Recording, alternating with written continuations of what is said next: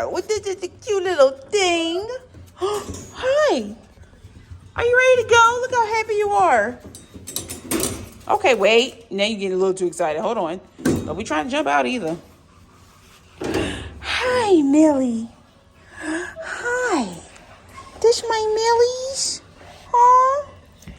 Hello, Miss Millie's. Okay, come on, let's go.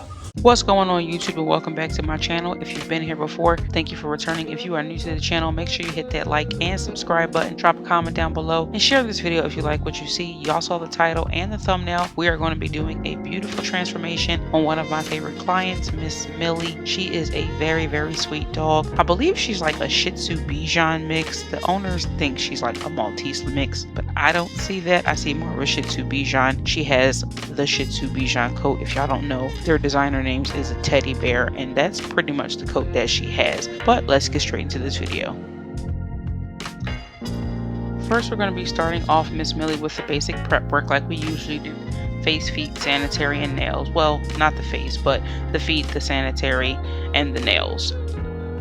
Generally, she's pretty good for this. I've done Millie, I want to say maybe like once or twice, but the last time I did Millie, the owners loved the haircut and they were like, oh my god, she looks great, we want to come back to you. But she was mad at this time she came back, so we had to shave her down. And the owner actually made a joke. He said she looks like one of those little short-haired dachshunds when she gets shaved down. He had me cracking up over the phone because Millie has a long body, but she's got like a little Shih Tzu face. That's why I think she's part Shih Tzu, but we don't really know what she is. But she's a sweetheart. But he thinks she's like a shaved dachshund when she gets shaved down because her body is long and her legs are short, but she's got a little Shih Tzu face, so she's adorable. But she's really good. She didn't like her nails being done today, which I don't remember her being like that before, but that was okay because she's literally great for everything else.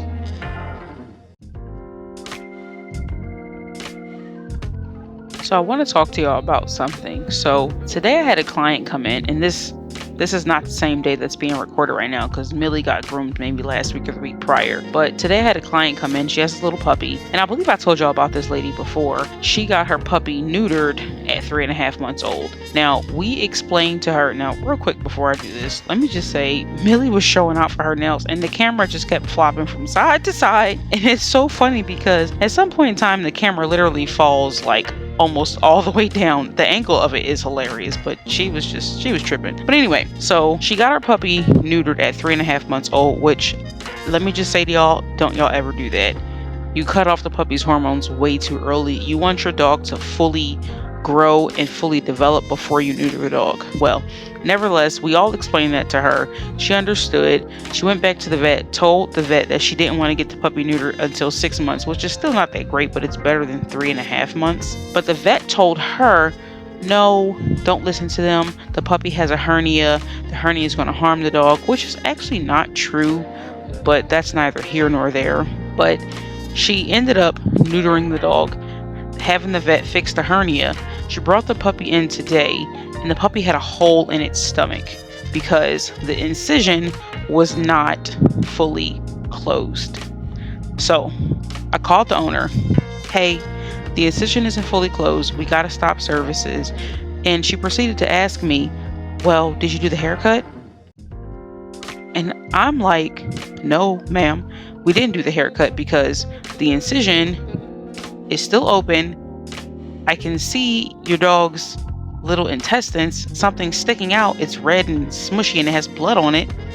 And then it went back in. And she said, well, the vet took the stitches out. Well, I'm just explaining that there's a hole here. You should take him back to the vet, get it checked out. So she comes to pick up the dog, picks him up. She says, what's your name? I give her my name. She says, I'm going to take him back to the vet right now. They're going to fix this. And I showed her where it was so she could see that it was open. So she took the dog back to the vet. Then she called back later, maybe a half an hour later, and she wanted to bring her dog back in. She explained that the vet said that the incision was not open and that was just a scab. And I explained to her, I said, ma'am, that scab came off during the bath and the hole was still there. It was an actual, like, it's not closed. It's not a big hole, but it's visible. It's there. She says, well, the vet said that he can be groomed and that it's not open. I said, ma'am, I can promise you we cannot do that, dog. And then she got upset. Well, the vet said that you could do it. The vet does not have the same policies as the company that I work for, which is what we have to explain to owners. I understand that you're frustrated that your dog can't get groomed at the moment, and what your vet is saying you might take as solid gold, but look at the incision yourself. And for anybody out there that has this experience, look at the incision yourself. It is not closed.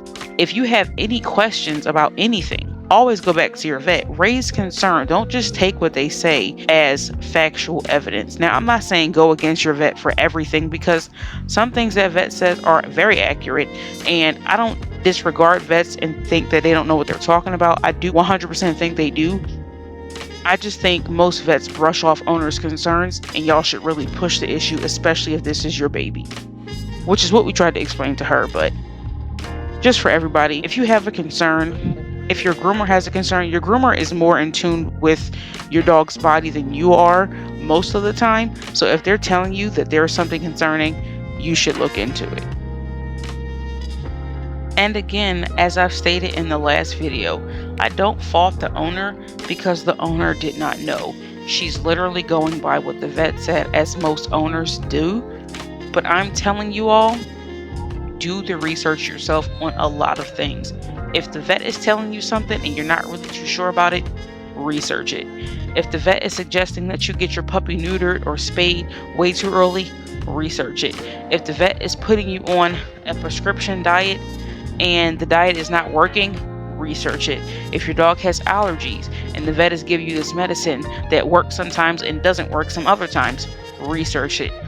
Research it. Always do your research. It's going to benefit you and your puppy in the end, and also save you some money.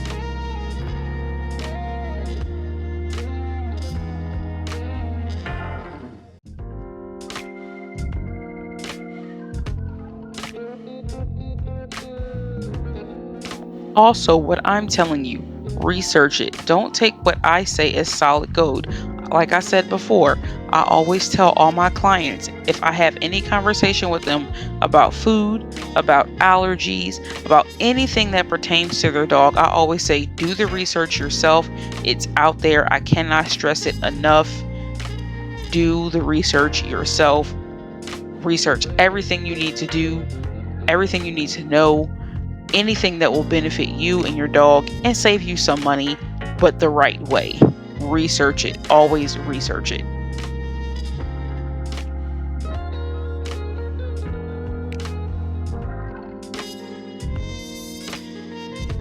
I just want to touch on this one last thing before I hop back to the video and explain what I'm doing on Millie and what length.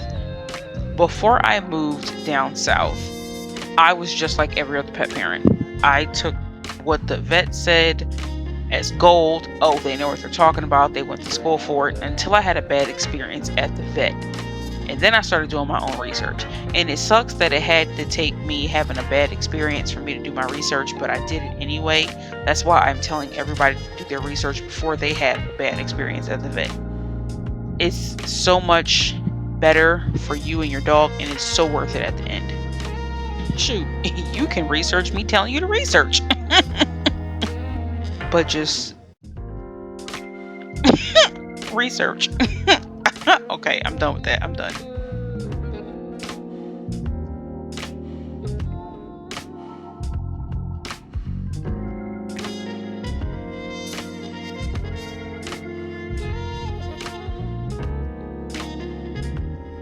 Okay, so now getting back to the groom.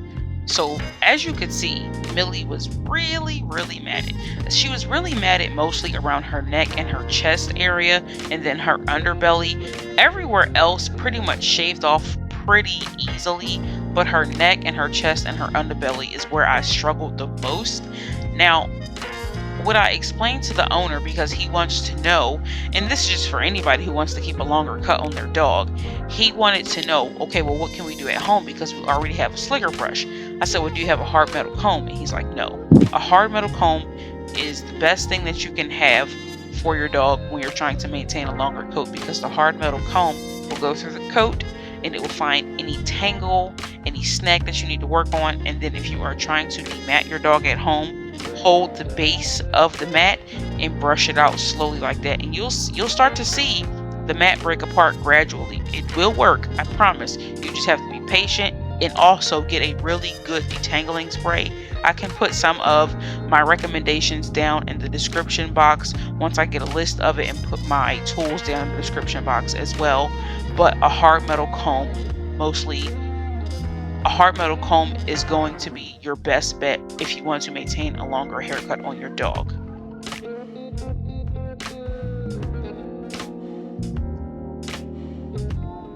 So on Millie's body, I did a 5 blade. I was going to try a 4, but I knew her mats didn't blow out enough for me to get a 4 blade through it, so I did a 5 blade. And even then, you could see in the video, I still struggle with that on her chest and around her neck area, but safely I was still able to get it done. Now, before I say this next statement, I'm going to set a big disclaimer, because what I don't want y'all to do is go to your grooming salon saying, I watched this lady on YouTube and she told me that you could do this and you could, do X, Y, and Z to my dog. Now, I'm going to say this with a huge disclaimer. So, when his daughter dropped Millie off, now she always drops off, but he's always on the phone. When she dropped Millie off, she had him on the phone and I went over everything with him. I said, listen, you are set up for a basic bath and full haircut with nail grinding. We can put this conditioner on there. It's only a $5 difference, and that'll loosen up some of her mats. Now, I'm a confident enough groomer to know when I can put a conditioner on a dog and it will loosen up a mat, and I know when it won't work. Millie's matting, I knew it would work. For certain matting, you can generally always demat it. You just have to use the proper products. He was willing to pay the extra fees for the proper products, so I was able to get a longer blade through. Was I able to demat her? Yes. Would it have been painful? Yes, which is why I did not opt to demat her. Shaving her down was the best bet in this option. Now, I don't like shaving dogs down. I love when dogs are in nice fluffy cuts. But because her matting was so close and it was wet matting, there was no way for me to safely brush her out. So I did have to shave her down in a shorter length. But, I think she looks really cute when she's done. Wait till you all see it. I think she looks adorable.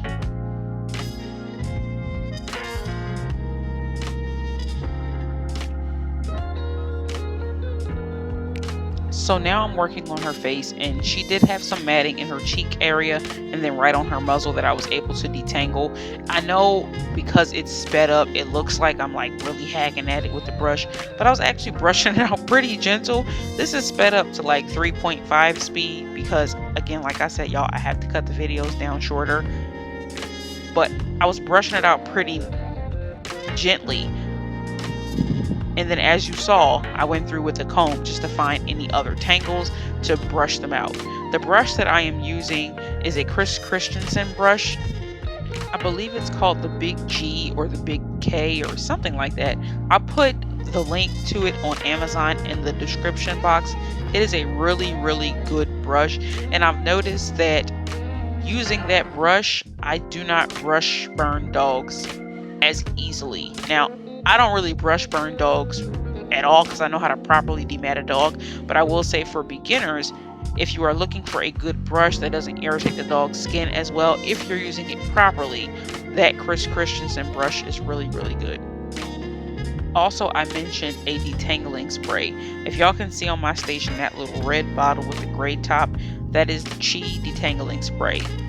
We use that at my job. It is phenomenal. There are some better quality ones out there. That's just the one that I use. I'll usually spray it on the brush. I won't spray it directly on the mat or the skin because I feel like it makes the coat too damp.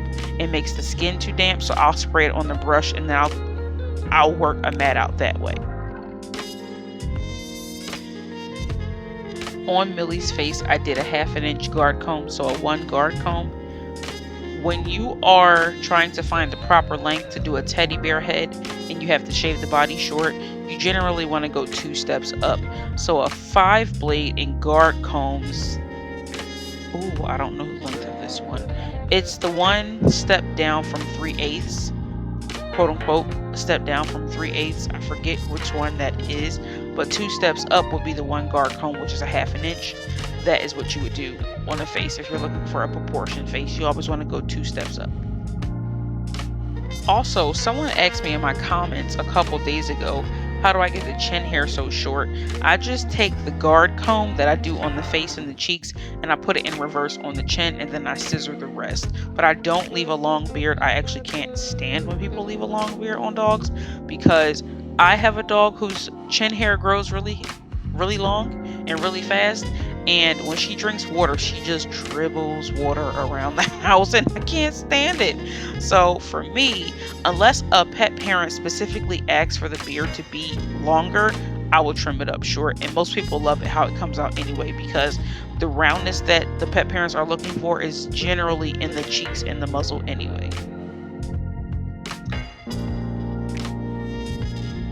So, general tip to new groomers, don't leave that long beard where you try and make the beard round to match the face. It just looks ridiculous to senior groomers and the pet parents. So don't leave a long beard, trim it up short, and make the cheeks and the muzzle round. And that is how you master a round face, especially on a Shih Tzu. Did y'all see that right there? I literally had to hold Millie's face in the opposite direction because there was a dog going home and she was jealous. So she was barking at the dog. You know what? A lot of dogs actually do that. They bark at the dogs leaving the salon. And I'm like, what are you barking at them for? They've been here all day. It's because they're leaving in the and they're still being groomed.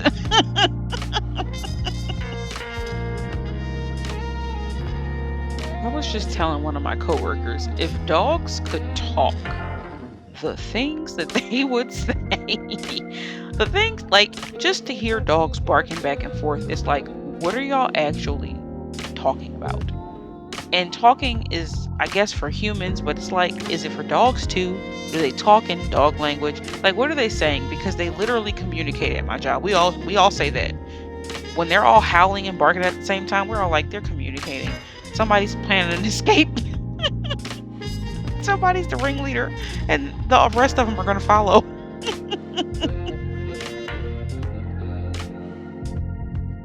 Real quick, while I am finishing up her face. So, for me to acquire that round face, I kind of just look at the shape of the dog's face. Most dogs have an already set round face. I mean, I've seen dogs with like square faces, but most dogs have an already set round face. So I just scissor to the shape of the face. Now, that's actually not what I wanted to talk about. So a lot of people are wondering what tools I use for grooming. I use shears off of Amazon. And a lot of groomers I know will say, well, they use Kinchies and they use AGS shears and they use all of these name brand shears. I don't. I don't believe that the shears do the work. I believe the groomer does the work. So for me to have some inexpensive shears off of Amazon, which is the majority of the shears that I own, other than the ones that I got from other groomers, it's the groomer that's behind the shears. If you are a phenomenal groomer, you can make any shears work and look however you want them to groom. Now, I will say there is a difference in comb quality. Some combs have some type of finish over them where they work better on a dog's coat. But for shears, for me, I can just grab some inexpensive ones off of Amazon and just go for it. And it works out for me just fine.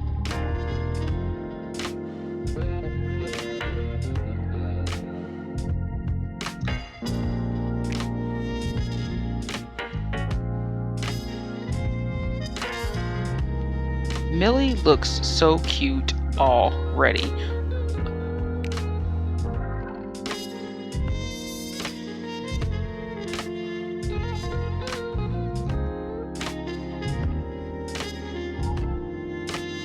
One quick tip I want to give to new groomers: do not flag every dog's tail.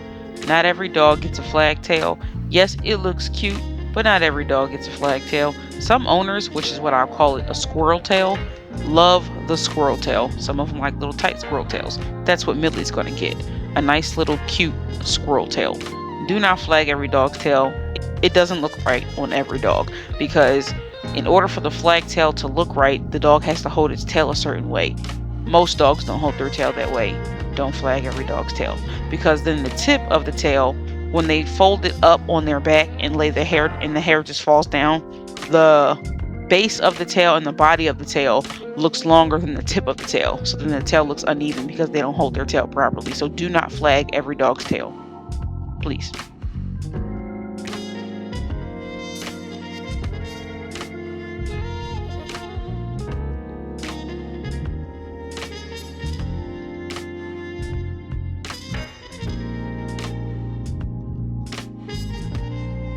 So now that I'm going to be doing her feet, for those of you that have seen a few of my videos, in one of my videos, I talked about when you shave a dog a certain length, you clean it between the toenails.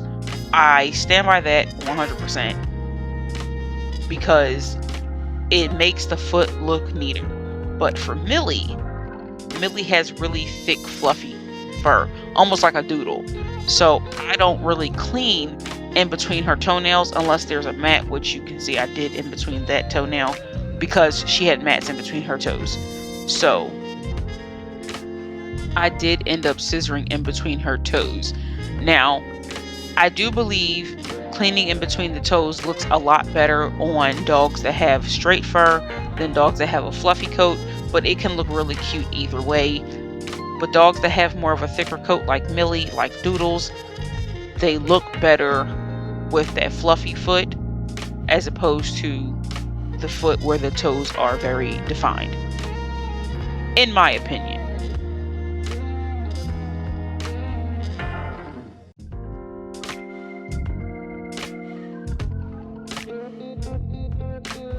Okay, I have a question for the groomers that watch my channel. Do y'all shave in front of the dog's mouth like that, like I do? I just think it makes them look so cute. It shows their little cute mouth, and it makes their face, for me, look a lot neater. But do y'all shave their mouth like that? I feel like I do it on every dog. And then for the pet parents, do y'all prefer the dog's mouth shaved like that? I think it helps with a lot of the fur that kind of falls into their mouth and they're constantly licking their front lips. I think it helps with that. Also, I think because I clean up the lip line, it helps with food crusties as well. But groomers, let me know down in the comments what y'all do. And then pet parents, let me know down in the comments what y'all prefer.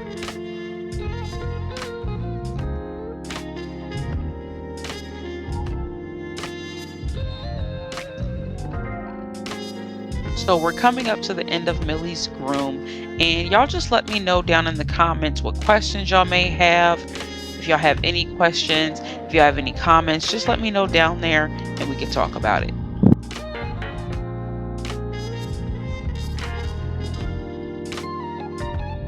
And now we're going to take a quick flashback look at her before, and voila, just like that, she is all done. She looks so cute. Oh my god, look at her little face. Oh, I wish I had cute bows to put in her hair. But you guys, make sure you hit that like and subscribe button. Drop a comment down below, and I will catch you guys in the next video. Love you guys.